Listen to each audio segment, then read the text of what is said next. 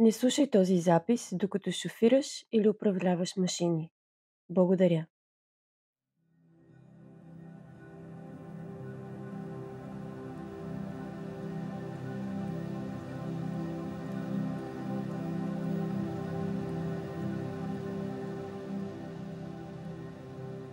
Здравей! Аз съм Дарина и ти благодаря, че си тук и се грижиш за себе си.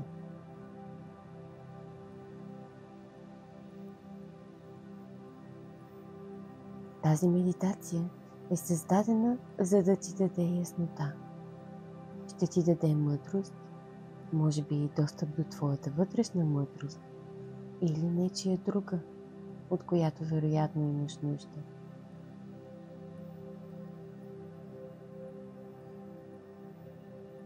Щом си тук и слушаш моя глас, вярвай, че това, което ще осъзнаеш и почувстваш с тази медитация, е правилното нещо в правилното време.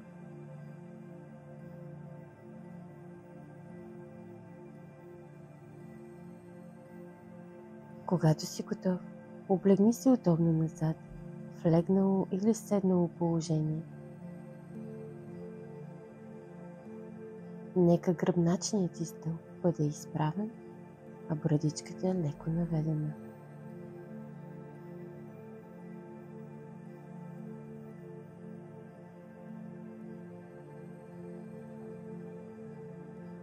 Вече в комфортно положение на тялото, поеми дълбоко въздух за 1, 2, 3, 4 и издишай за 1, 2, 3, 4, 5.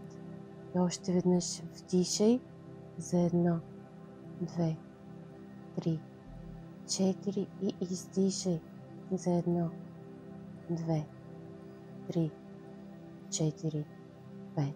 И последно вдишай 1, 2, 3, 4 и издишай за 1, 2, 3, 4, 5. Представи си как отпускаш всички свои мускули и тялото ти започва да омеква и да натежава с всяка следваща глътка въздух, която поемаш. Всяко вдишване ти носи спокойствие, а всяко издишване премахва от теб напрежение и излишна енергия.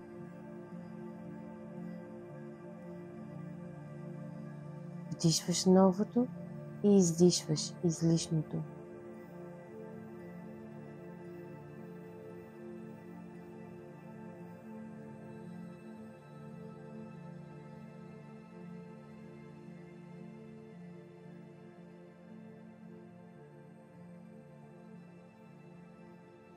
И сега, когато тялото ти е в комфортно и отпуснато състояние, искам да си представиш, че се намираш пред голям лагерен огън.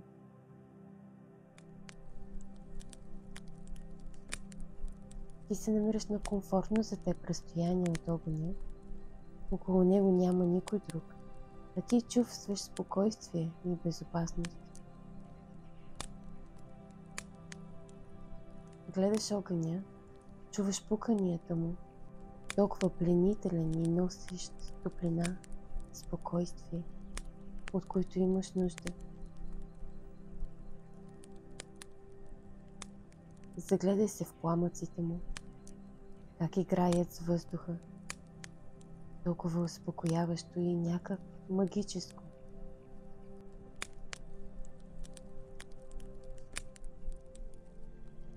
Харесва ти да си тук и да гледаш огъня. Звуците наоколо ти носят допълнително спокойствие и блаженство. Включи всички свои сетива и почувствай това преживяване.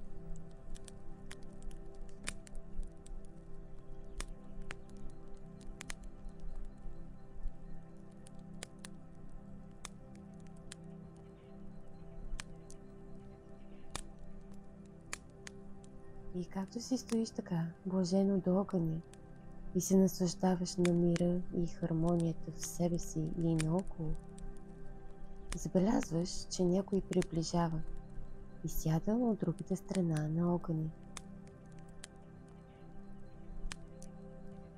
Не виждаш много от физическите детайли, но усещаш енергията. Усещаш зрялост, мъдрост, спокойствие, подкрепа. И двамата просто си седите от двете страни на огъня. Усещаш промяната на енергията около теб. Знаеш, че трябва да бъдеш точно тук, сега. В този момент единствено значение има този момент. А ти си потопен в настоящето. Тялото ти сякаш плава във времето и пространството.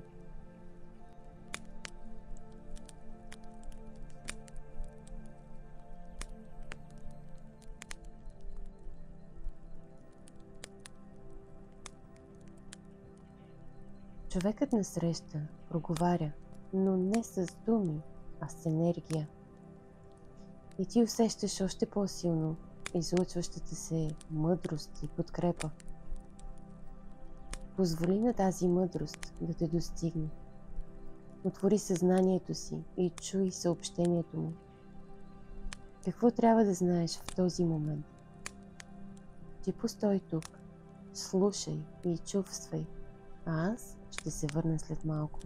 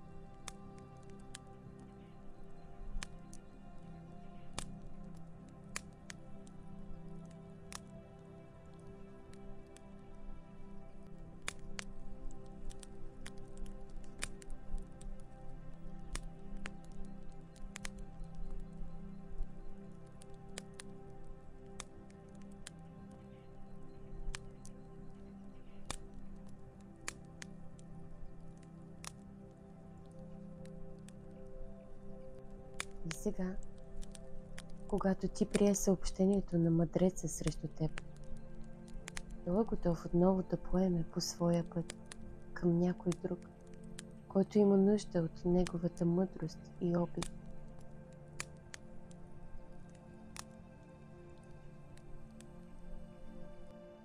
И ти оставаш отново сам до огъня. Покането му сякаш е станало по-тихо, по-меко. Пламъците не са толкова високи, но все още усещаш ясно топлината му.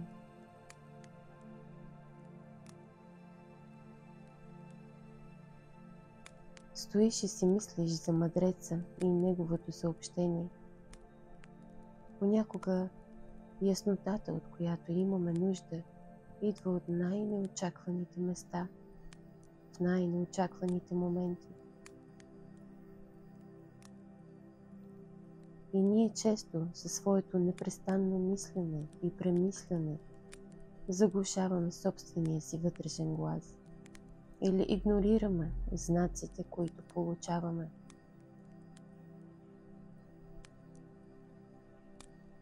Това, което трябва да знаеш също, е, че никога не си сам. Не трябва да правиш всичко сам. Понякога решенията идват от някой с повече опит, с повече мъдрост.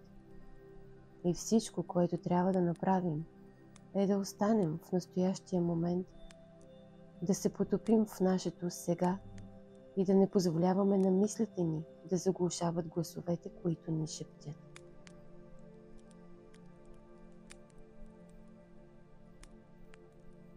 Един мъдрец някога е казал: учи се от грешките си и преди да се тревожиш за нещо, попитай се: това ще бъде ли от значение след няколко години?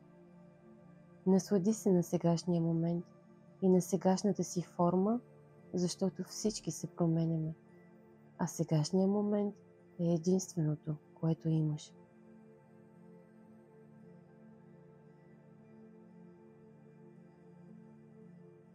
Благодаря ти, че сподели тази медитация с мен. Можеш да останеш тук още малко и когато си готов, отвори очи и с благодарност използвай преживяното тук днес, за да подобриш живота си. А аз ще те чакам в следващата медитация.